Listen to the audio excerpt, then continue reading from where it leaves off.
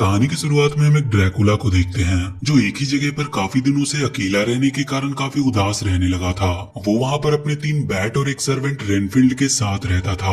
वो ड्रैकुला लोगों से बात करना चाहता था, बाहर घूमना चाहता था, लेकिन कोई भी उससे कांटेक्ट करना नहीं चाहता। लेकिन थोड़ी ही देर में उसे एक एमा नाम की लड़की का कॉल आता है। दरअसल एमा उस जगह को कॉस्ट्यूम स्टोर समझकर वैम्पायर ड्रेस ऑर्डर करने के लिए उसे कॉल की होती है। वो ड्रैकुला जब एमा को अपनी असलियत के बारे में बताता है तो एमा उसे मजाक में लेती है, क्योंकि उसे लगता है कि कोई उसके साथ प्रैंक कर रहा है। और ये सोचकर एमा जैसे ही कॉल डिस्कनेक्ट करने के लिए जाती है, वो ड्रैकुला उससे रिक्वेस्ट करता है कि वो कॉल को ना काटे। और इसके बाद वो एमा को बताता है कि वो काफी समय बाद किसी से बात कर रहा है। और ये कहते हुए वो ड्रैकुला एमा से उसका नाम पूछता है और उसे अपना दोस्त बनने के लिए कहता है। एमा उससे बात करते हुए सड़क पर जा रही थी कि तभी उसका पैर फिसलता और उसके हाथ से मोबाइल छूटकर वहाँ के गटर में चला जाता है, जिसकी वजह से उनकी कॉल डिस्कनेक्ट हो जाती है। कॉल डिस्कनेक्ट होते ही वो ड्रैकुला अपने सर्वेंट रेनफील्ड को बुलाता है और एमा को ढूंढने को कहता है, क्योंकि अब उसे एमा से प्यार हो गया था और वो एमा को अपनी वाइफ बनाना चाहता था। वहीं हम एमा को देखते हैं, जिसे देखकर ये लगता है कि वो अभी अपनी लाइफ से काफी ज्यादा परेशान है। वो अपनी सारी परेशानियों को अपनी बचपन की दोस्त साइन के साथ शेयर करती है। एमा एक शादीशुदा लेडी होती है जिसका एक 8 साल का बेटा भी था और उसका नाम मैक्स होता है। मैक्स अपने क्लास का सबसे इंटेलिजेंट स्टूडेंट था, लेकिन बड़े बच्चे उसे हमेशा बुली करते रहते थे। एमा की एक 16 साल की बेटी भी है जिसका नाम फे है और उसकी बेटी को अपनी फैमिली में कोई इंटरेस्ट नहीं होता है और इसीलिए वो अपने लिए एक बॉयफ्रेंड ढूंढने की कोशिश कर रही थी। वहीं उसका हस्बैंड फ्रैंक सारा दिन अपने काम में ही बिजी रहता था, जिसकी वजह से वो कभी भी अपनी फैमिली को टाइम नहीं दे पाता था। इसके बाद एमा साइन को बताती है कि उसका बुक स्टोर भी कुछ खास चल नहीं रहा, इसीलिए वो अपनी फैमिली के लिए कुछ कर नहीं पा रही। साइन जब एमा के प्रॉब्लम के बारे में सुनती है तो उसे एक कॉस्ट्यूम पार्टी के बारे में बताती है और कहती है कि तुम अपने फैमिली के साथ इसमें जाकर टाइम स्पेंड कर सकती हो। एमा को साइन का ये आइडिया काफी पसंद आता है और वो घर जाकर सभी को इस पार्टी के बारे में बताती है। वो उस पार्टी की बात बताते हुए काफी एक्साइटेड थी, लेकिन उसके अलावा और कोई भी उसकी बातों से खुश नहीं था और सभी लोग एमा की बात को इग्नोर करते हुए वहाँ से जाने लगते हैं।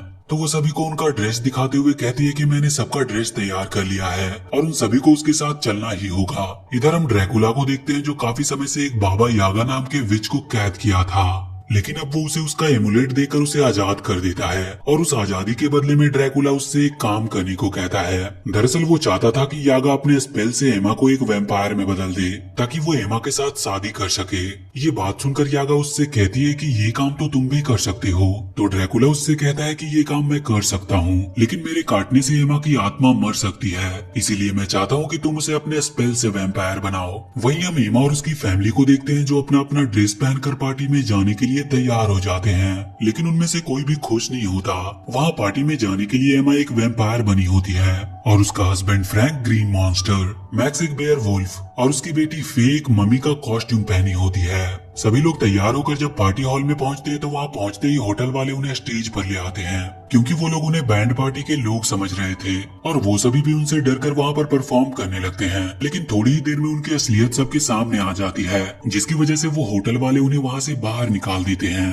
उसकी बेटी फे को इस बेइज्जती पर काफी गुस्सा आता है और इन सब का जिम्मेदार वो अपनी मॉम को बताती है। उसकी बातें एमा को बहुत हर्ट करती है, जिससे वो रोने लगती है और तभी वहाँ पर वो यागा विच आ जाती है जो उसे रोता देखकर उससे कहती है कि मैं तुम्हारी सारी प्रॉब्लम दूर कर दूंगी, जिससे तुम्हारी जिंदगी एक बार फिर से दोबारा से अच्छी हो जाएगी। वो सभी उस विच को पहचान नहीं पाते और वो विच अपना स्पेल शुरू करती है, जिससे एक चमकदार लाइट आसमान से आकर एमा के साथ उसकी फैमिली के ऊपर गिरती है और उसकी पूरी फैमिली उसी मॉन्स्टर में बदल जाते हैं जिसका वो लोग कॉस्ट्यूम पहने थे। ये सब देखकर एमा उस यागा से सब कुछ नॉर्मल करने को कहती है, तो यागा उससे कहती है कि मैं तो बस तुम्हें बदलने आई थी, लेकिन लगता है कि तुम्हारी फैमिली भी अंदर से काफी दुखी थे, इसीलिए वो सभी लोग भी चेंज हो गए। और ये कहते हुए वो वहाँ से जाने लगती है, लेकिन उसके एमुलेट का पावर कम होने की वजह से यागा वहाँ से ज्यादा दूर जा नहीं पाती। एमा उसका पीछा करने लगती है और एक बिल्डिंग के ऊपर उसे पकड़ लेती है, तो यागा उसे बताती है कि वो अपने एमुलेट को चार्ज करने के लिए ऑक्यूलस नाम की एक जगह पर जा रही है। और इससे पहले कि एमा उससे कुछ और पूछती, वो अपने पावर की मदद से वहाँ से गायब हो जाती है। इधर मैक्स अपने स्कूल के उस बुली बॉय के पास जाता है और उसे डराकर वहाँ से भगा देता है। वहीं फे जब अपने बॉयफ्रेंड के घर जाती है तो उसका बॉयफ्रेंड उसे इस गंदे हालत में देखकर वहाँ से भगा देता है। इसके बाद वो सभी लोग अपने घर आते हैं, जहाँ पर फे एक बार फिर से इन सबका जिम्मेदार अपनी मॉम एमा को ही मान रही थी। एमा उन सभी को यकीन दिलाती है कि वो बहुत जल्दी उस विच को ढूंढकर अपना इंसानी रूप वापस ले लेगी और सब कुछ ठीक कर देगी, और इन सबके लिए उन्हें बस ऑक्यूलस नाम की जगह पर जाना होगा। तो मैक्स एमा की ये बात सुनकर कहता है कि इसका मतलब हमें लंदन जाना होगा, जो एक टूरिस्ट प्लेस है और वो जगह एक मैजिकल प्लेस पर बना है। मैक्स की बात सुनकर सभी लोग लंदन जाने की तैयारी करने लगते हैं। उधर वो विच यागा एमुलेट की पावर कम होने की वजह से लंदन की बजाय अलग अलग जगहों पर जाने लगती है। वहीं एमा अपनी फ्रेंड साइन को बुलाती है और उसकी गाड़ी में बैठकर एयरपोर्ट पर पहुंचती है। एमा जब सभी लोगों का पासपोर्ट वहाँ के काउंटर पर चेक कराती है तो काउंटर ऑफिसर उनकी रियल फोटो देखकर चौंक जाती है और सिक्योरिटी को बुलाने के लिए कॉल करने लगती है। ये देखकर फे अपने हिप्नोटाइज की पावर की मदद से उसे हिप्नोटाइज कर लेती है, जिसकी वजह से वो ऑफिसर उन्हें अंदर जाने की परमिशन दे देती है। अंदर जाने के बाद फे वहाँ के सभी लोगों को भी हिप्नोटाइज कर लेती है और सभी को खाने के लिए एक चॉकलेट देती है। लेकिन तभी प्लेन में ही एमा की तबीयत खराब होने लगती है। दरअसल एमा एक वैम्पायर बन गई थी और इसीलिए उसे अब खून पीने की क्रेविंग होने लगी थी। तो वो एक आदमी को वहाँ पर पकड़कर उसका खून पीने की कोशिश करती है। तो उसे रोकने के लिए सभी लोग भागते हुए आते हैं, लेकिन तभी वहाँ पर अचानक से सब कुछ फ्रीज हो जाता है।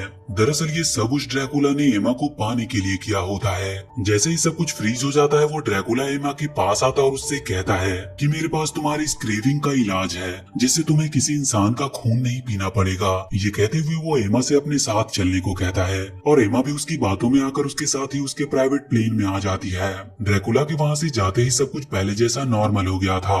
वहीं ड्रैकुला अपने शिप में एमा को एक कैप्सूल देता है, जिसके खाते ही एमा की प्यास बुझ जाती है।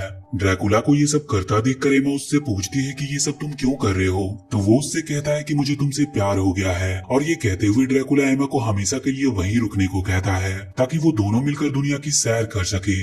पहले तो एमा ड्रैकुला की बातों में आ जाती है, लेकिन थोड़ी ही देर में जब उसे अपनी फैमिली की याद आने लगती है तो वो ड्रैकुला से कहती है कि मैं अपनी फैमिली के बिना रह नहीं सकती। ये बात सुनकर उस ड्रैकुला को गुस्सा आ जाता और वो एमा को अपनी शिप से नीचे गिरा देता है। एमा उस शिप से सीधा उसी जगह पे गिरती है जहाँ पर उसकी फैमिली पहले से ही पहुंच चुकी थी। वो सभी एक बार फिर से एमा से मिलकर काफी खुश होते हैं। वहीं ड्रैकुला गुस्से में रेनफील्ड के साथ एक प्लान बनाता है और कहता है कि एमा अगर उसकी नहीं हो सकती तो वो किसी की भी नहीं होगी। इधर एमा की फैमिली लंदन आई में एक शिप पर ड्राइव कर रहे होते हैं, तभी उस शिप पर यागा आकर गिरती है।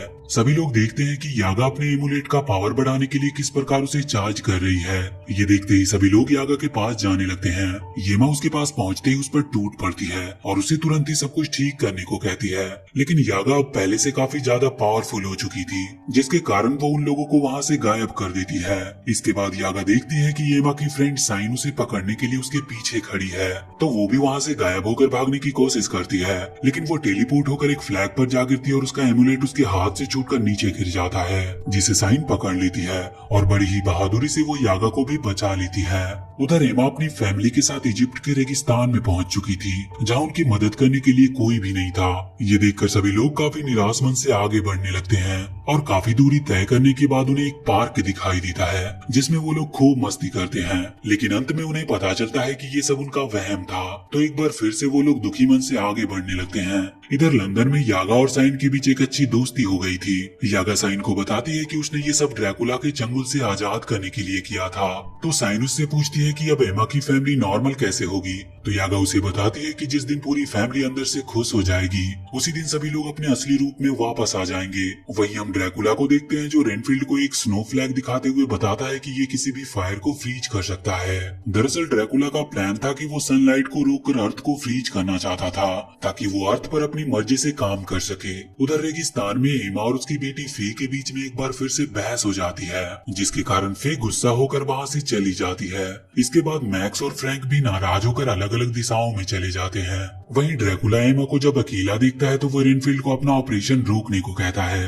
वहीं रेगिस्तान में जब एमा टूरिस्ट को देखती है तो उसे खून की तलब लग जाती है और जैसे ही वो एक टूरिस्ट का खून पीने जाती है, ड्रैकुला वहाँ आ जाता है और उसे फिर से वो कैप्सूल दोबारा खिला देता है और वो एमा को अपने साथ ही ले जाता है। वही रेगिस्तान में फे की मुलाकात एक निम्होटेप से होती है, जो उसकी खूबसूरती से इम्प्रेस होकर उसे एक पिरामिड पर ले जाता है और उससे कहता है कि मैं तुम्हारे साथ मिलकर पूरी दुनिया पर कब्जा करना चाहता हूँ। लेकिन फे को उसकी बातें बिल्कुल भी पसंद नहीं आती और वो मना कर देती है। तो इस पे निम्होटेप को गुस्सा आ जाता है और वो एक माइलस्टोन में बदलकर फे को मारने की कोशिश करता है। लेकिन फे के पास भी पावर होती है, इसीलिए वो उससे बचकर वहाँ से भाग जाती है। वही फ्रैंक को रेगिस्तान में कुछ मॉडल मिलती है जिनकी गाड़ी रेत में फंस गई थी। तो फ्रैंक अपनी पावर की मदद से उनकी गाड़ी रेत से बाहर निकाल देता है, जिससे वो मॉडल्स फ्रैंक को अपने होटल में ले आती है। इधर मैक्स भी रेगिस्तान में घूमते घूमते उसी होटल के पास आ जाता है और वो गार्ड्स को डराकर होटल के अंदर चला आया था। इसके बाद हम एमा को देखते हैं जो उसी ड्रैकुला के प्लेन में होती है और ड्रैकुला एक बार फिर से एमा को ये समझाने की कोशिश कर रहा था कि उसकी असली जगह इंसानों के पास नहीं बल्कि उसके पास है। ड्रैकुला एमा को जब उसका रूम दिखाता है तो एमा उस शानदार रूम को देखकर उछलने लगती है, लेकिन तभी उसे अपनी फैमिली की याद आती है और अपनी फैमिली को याद करके वो रोने लगती है। तभी उसके पास यागा और साइन आती है। यागा को देखकर जब एमा काफी गुस्सा होती है तो साइन उसे समझाती है कि यागा ने जो कुछ भी किया वो सब उसकी मजबूरी थी, लेकिन अब यागा हमारे साथ है जो हमारी मदद करने के लिए आई है। उधर हम फ्रैंक को देखते हैं जो उन मॉडल्स के साथ एंजॉय कर रहा था। तभी उसके पास फे आ जाती है जो फ्रैंक को बताती है कि निम्होटेप जबरदस्ती उसे अपने साथ ले जाना चाहता है। तभी वहाँ पर मैक्स भी आ जाता है जो निम्होटेप को फाइट के लिए चुनौती देता है। इस पर निम्होटेप अपने आप को एक मॉन्स्टर बीटल में बदल लेता है, लेकिन वो फ्रैंक के आगे टिक नहीं पाता और फ्रैंक उसे धो डालता है। इसके बाद वो सभी धीरे धीरे वहाँ से गायब होने लगते हैं। दरअसल यागा उन सभी को एमा के पास ले आती है, जिसे देखकर सभी लोग काफी हैरान थे। लेकिन एमा सभी को बताती है कि यागा ने ये सब ड्रैकुला से आजादी पाने के लिए किया था। इसके बाद थोड़ी ही देर में वहाँ पर रेनफील्ड आ जाता है जो उन सभी को ड्रैकुला का प्लान बताता है कि किस प्रकार वो सनलाइट को रोककर अर्थ को फ्रीज करना चाहता है और पूरी दुनिया पर सिर्फ ड्रैकुला का साम्राज्य बनाना चाहता है। और वो उन सभी को ये भी बताता है कि ड्रैकुला इस समय लिजार्थ स्नान कर रहा है ताकि वो और जवान हो सके और यही समय है जब वो सबसे कमजोर होता है। तो ये बात सुनकर मैक्स सभी को बताता है कि फे की पट्टियों में लगे बाम को वाटर में मिलाने से एक होली वाटर बना सकते हैं, जिससे ड्रैकुला के बाथ टब में डालकर उसे मारा जा सकता है। मैक्स का प्लान सभी को बहुत पसंद आता है, तो मैक्स किचन में जाकर होली वाटर बना लेता है और इसके बाद वो सभी लोग उस होली वाटर को लेकर ड्रैकुला के बाथरूम में जाते हैं। लेकिन इससे पहले कि एमा उस होली वाटर को उसके बाथ टब में मिला पाती, वो ड्रैकुला जाग जाता है और वो एमा की ओर एक कैप्सूल की गोली उछालता है, जिससे होली वाटर की शीशी टूट जाती है और उस कैप्सूल को देखकर एमा को ब्लड पीने की तलब लग जाती है, जिससे वो मैक्स पर अटैक कर देती है। ये देखकर वो ड्रैकुला एमा को और उकसाता है, लेकिन एमा अपने आप पर किसी तरह काबू पाकर फिर से नॉर्मल हो जाती है।